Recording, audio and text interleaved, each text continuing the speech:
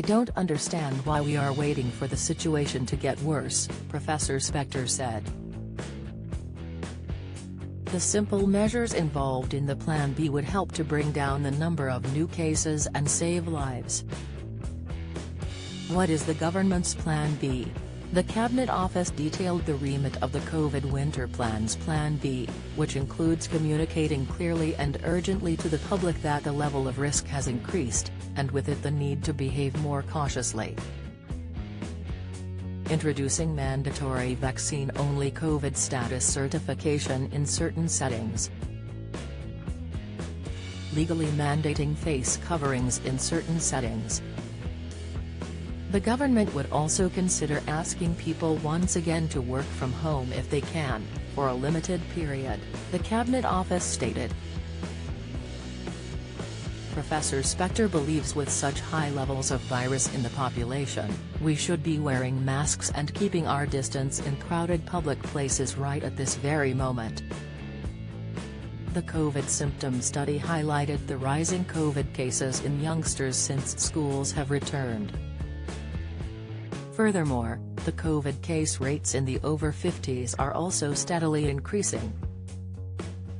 While the estimated R rate is around 0.9 in England, it's very close to 1.0, which would mean the size of the pandemic is growing. Michael Caine Health, "My days are numbered." The Star's drastic changes to avoid cancer in Scotland and Wales, the estimated R number is already predicted to be 1.0. Professor Spector is also unimpressed with the winter plan's failure to introduce current COVID symptoms to the self-isolation requests. Sticking to the classic three ignores the fact that now most people experience symptoms like sore throat, headache and sneezing rather than fever or cough, said Professor Spector. COVID symptoms, according to experts at Zoe COVID study: loss of smell, chest pain, persistent cough, abdominal pain, blisters on the feet, high soreness, unusual muscle pain, diarrhea, fever, shortness of breath, fatigue, chills.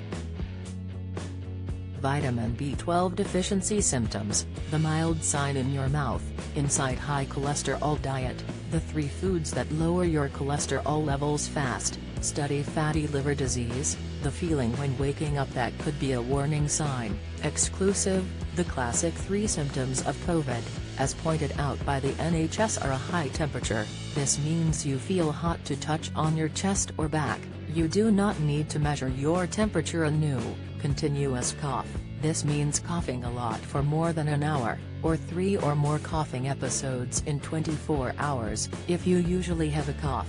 It may be worse than usual, a loss or change to your sense of smell or taste, this means you've noticed you cannot smell or taste anything, or things smell or taste different to normal. The Cabinet Office hopes not to have to implement Plan B, which can bring about more disruption and immediate costs to the economy.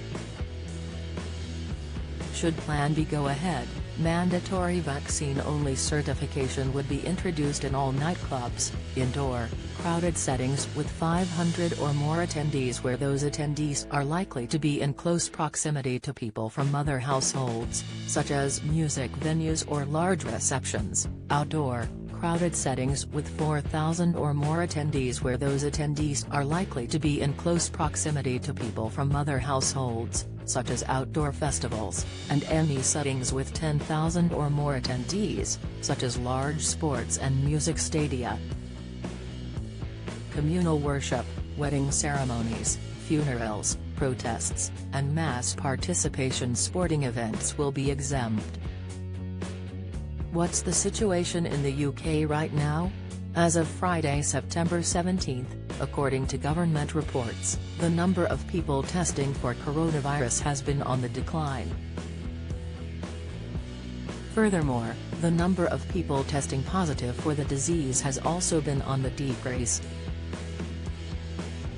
Meanwhile, the number of patients admitted to hospital for COVID has been on the decrease, falling by more than 1% compared to the week prior. However, the number of deaths in the past 28 days of testing positive for coronavirus has been on the increase.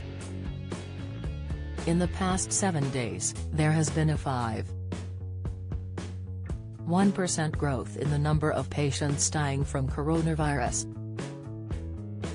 In fact, this has been the steepest incline on record since April, earlier this year, when the UK first came out of lockdown. Around 44,298,076 people have now been fully vaccinated against COVID, with booster jabs now being implemented for people aged 50 and above, and others who fit the eligibility criteria.